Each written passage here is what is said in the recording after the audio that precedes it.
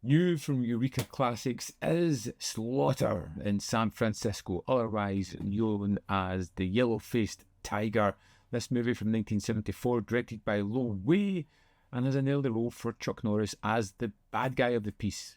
Although, even though he's on the front cover and he's one of the biggest listed stars, doesn't really appear until midway through the film. This is all about Officer Don Wong Tao, a man who's got a great admiration for the police force. He's got a great partner. They love working together. They love fighting crime, but they find themselves up against some wily criminals who always seem to outsmart them. And this kind of jumps through very tropey scenarios to start with.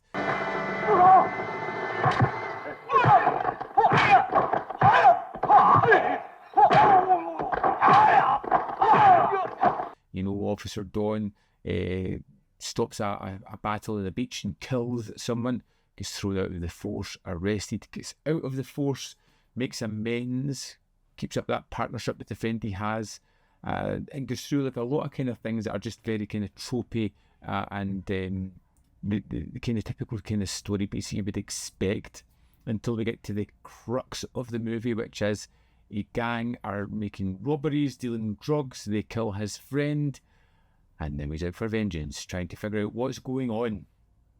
It's very familiar, and if you've seen these kind of movies, you can tell instantly what's going to happen. It does have one thing in the form of Chuck Norris, who is pretty terrific as the bad guy here, and I really do like his performance. He's a man that's so evil.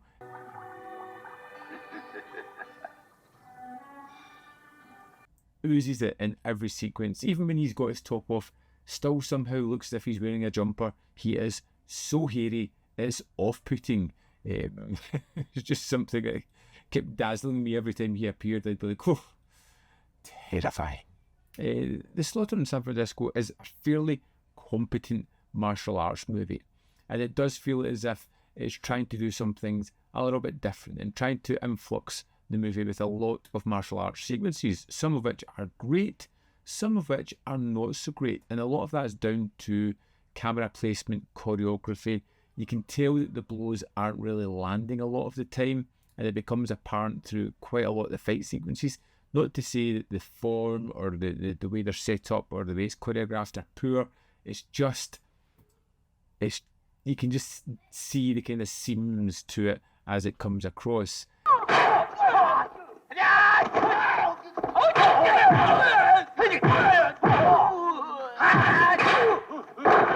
And I feel like for the first half hour of the movie is almost lost, trying to find its footing, trying to cram too many typical beats in to give this character motivation before we get to the good stuff, which we know we want, the action.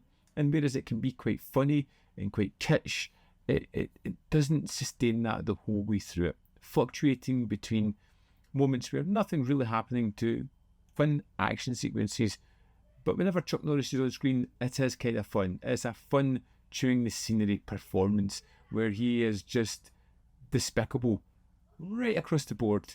There's a moment later on where his brother has met someone he wants to marry. He brings him home to introduce it to his brother, and the brother instantly tries to rape her. Chuck Norris, in a nutshell with this one, he is a bad guy.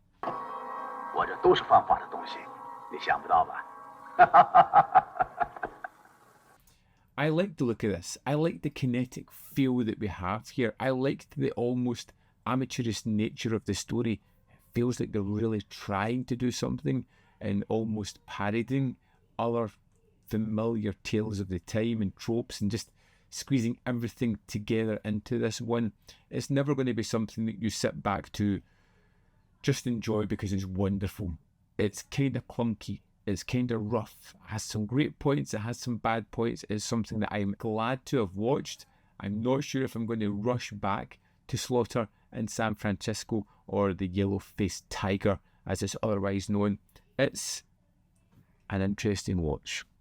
Let's dive into the disc and have a look at some of the extras. Here we are in the disc for Slaughter in San Francisco. As you see, we've got two versions of the film. We have Slaughter in San Francisco, which is 1 hour 28 minutes, which is the US export version. That comes with a commentary by Mike Leader and Arn Venema.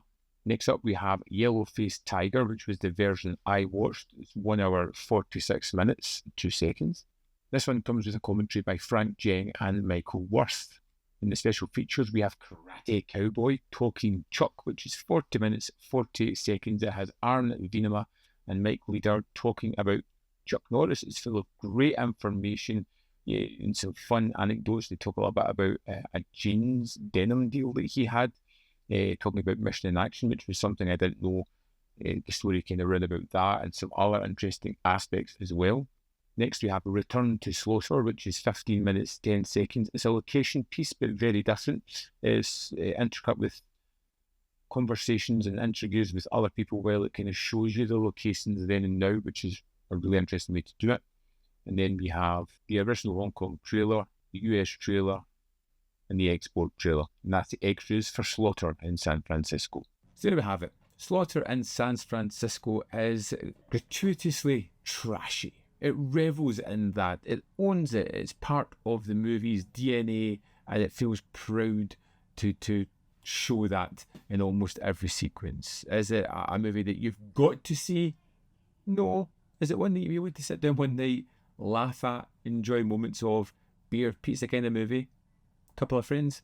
It's definitely that kind of movie. I would love to know your thoughts on this film. And can I just say that the transfer on this is fantastic for a movie like this. It's just, it almost amazes me when you see something as great quality as this. So let me know your thoughts on this movie in the comment box below. As always, there is more content up here. You can see more of my stuff. In the description box below are links to Patreon, membership program, and manvfilm.com. Always in which you can support.